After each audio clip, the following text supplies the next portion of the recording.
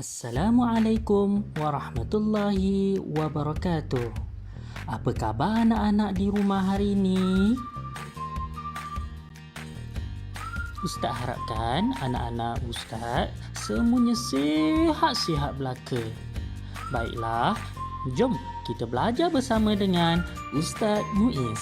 Sebelum tu, nama saya Putera Muhammad Muiz bin Mahayuddin, Guru Interim Pendidikan Islam dari Sekolah Kebangsaan Setia Alam, Selangor.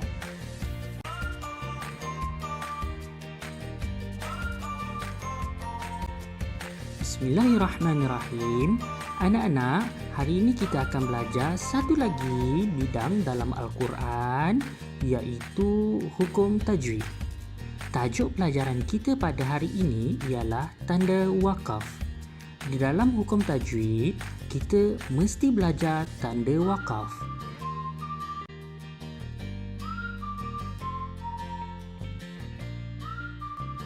Baiklah anak-anak, sebelum kita mulakan pelajaran kita pada hari ini, eloklah kita baca doa belajar.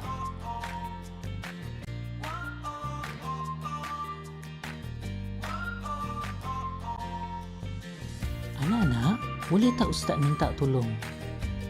Dekat bawah video ini ada perkataan subscribe. Okey, anak-anak cuba tekan butang subscribe tu, supaya apabila anak-anak tekan butang subscribe tu, bila ada video-video yang baru, anak-anak akan mendapat notification dan kita boleh berjumpa lagi. Okey, terima kasih.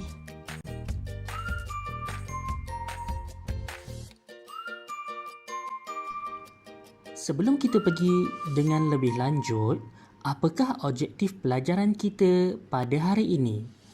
Objektif pembelajaran kita pada hari ini ialah mengenal pasti dan membaca ayat yang mengandungi tanda wakaf dengan betul dan bertajwid secara beradab dan istiqamah.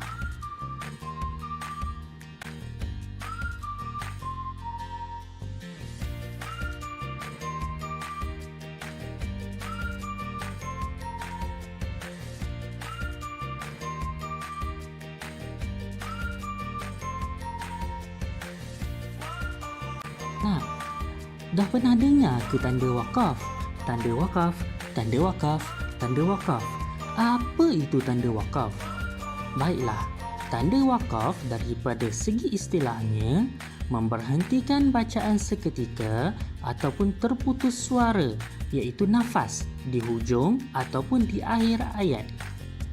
Dalam Al-Quran Rasam Usmani terdapat ada beberapa jenis tanda wakaf yang ditulis. Tanda-tanda ini biasanya terletak pada pertengahan ayat.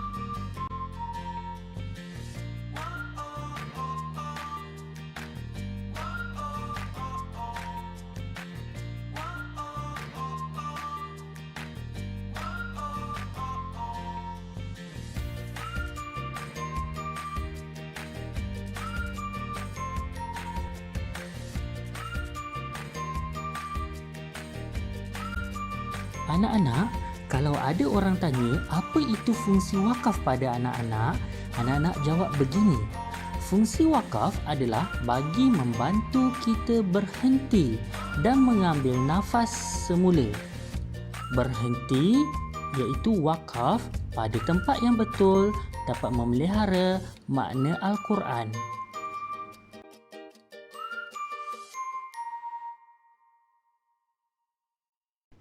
Anak-anak, jom tengok apakah tanda-tanda wakaf yang ada di dalam Al-Quran.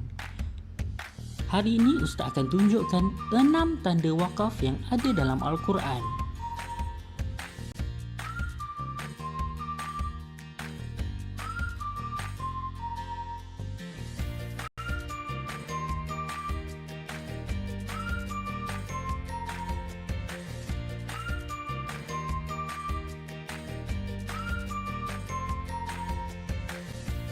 Baiklah, tadi anak-anak dah tengok 6 tanda wakaf yang ada dalam Al-Quran. Okey, sekarang Ustaz akan terangkan satu-satu apa itu tanda-tanda wakaf yang dimaksudkan tadi. Okey, anak-anak tahu tak? Apakah tanda wakaf ini? Oh, tanda wakaf ini berbentuk mim. Tanda mim disebut juga dengan wakaf lazim, iaitu berhenti di akhir kalimat sempurna. Wakaf lazim disebut juga wakaf tam, iaitu sempurna, kerana wakaf terjadi setelah kalimat sempurna dan tidak ada kaitan lagi dengan kalimat sesudahnya. Contohnya, wakaf lazim terdapat dalam surah Al-An'am pada ayat 20.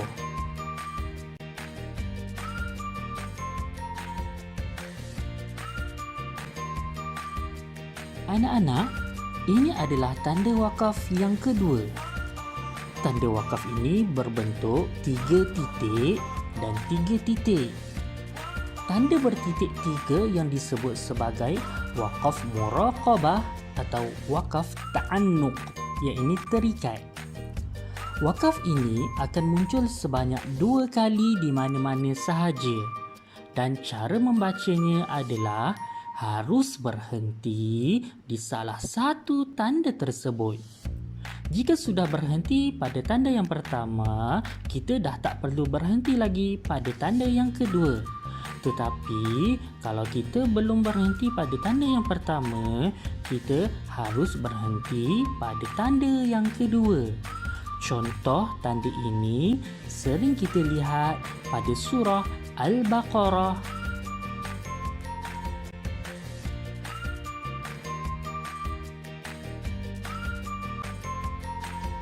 Baiklah anak-anak, ini adalah tanda wakaf yang ketiga pada pelajaran kita pada hari ini. Tanda yang ketiga ini, dia berbentuk huruf Qaf. Anak-anak tahu kan huruf Qaf? Cuba tengok. Ada 2 titik dekat atas dan ada macam huruf mim simpul sikit-sikit tu. Tapi dia bukan huruf mim. Ini kita namakan dia sebagai huruf Qaf.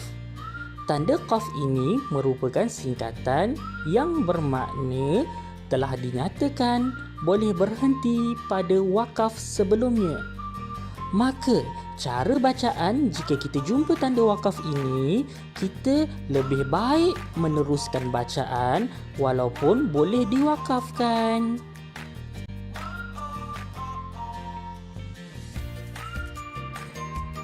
Baiklah anak-anak, ini adalah tanda wakaf yang keempat pada hari ini. Tanda wakaf ini berbentuk jim. Tanda jim adalah wakaf jaiz. Kita namakan dia sebagai wakaf jaiz. Maksudnya apa? Maksudnya kita boleh berhenti dan boleh untuk dilanjutkan kalau kita jumpa tanda jim kecil ini di dalam Al-Quran.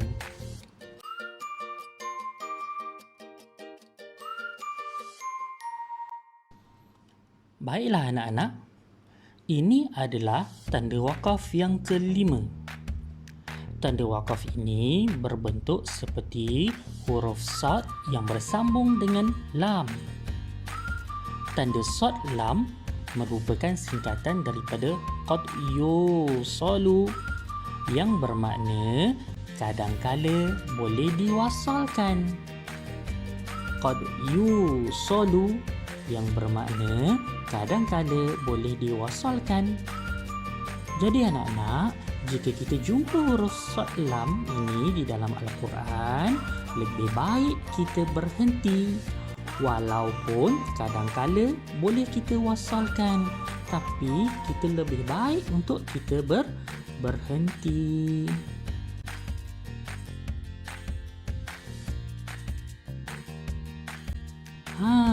Ini adalah tanda wakaf yang terakhir yang kita akan belajar pada hari ini. Tanda wakaf ini berbentuk seperti huruf lam dan alif. Tanda lam alif ini bermaksud jangan berhenti.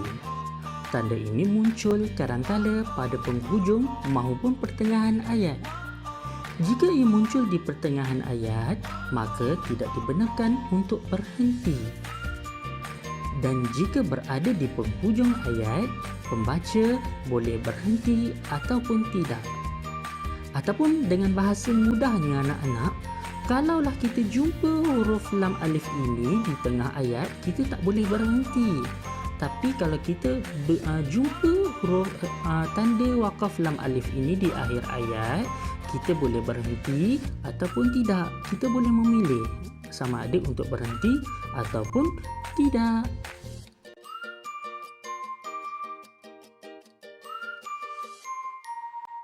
Okey, dah cukup penerangan tentang 6 tanda wakaf kita pada hari ini. Jadi anak-anak, ini Ustaz cuba ringkaskan 6 maksud tanda wakaf tadi dengan ayat yang lebih pendek dan mudah untuk anak-anak hafal. Okey, anak-anak perhatikan baik-baik, perhatikan dengan teliti dan cuba ingat.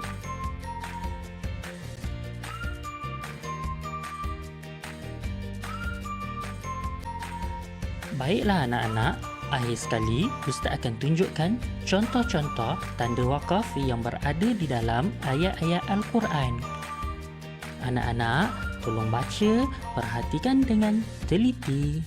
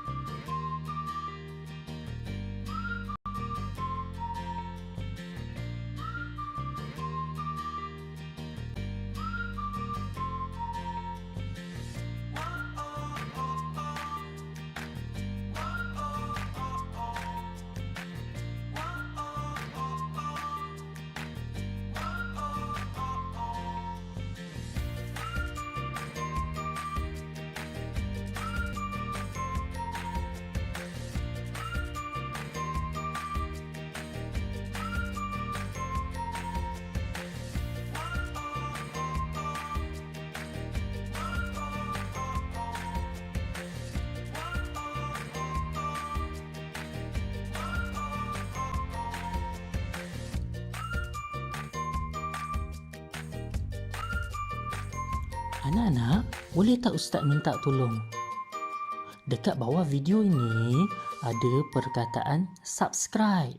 Okey, anak-anak cuba tekan butang subscribe tu supaya apabila anak-anak tekan butang subscribe tu, bila ada video-video yang baru, anak-anak akan mendapat notification dan kita boleh berjumpa lagi. Okey, terima kasih.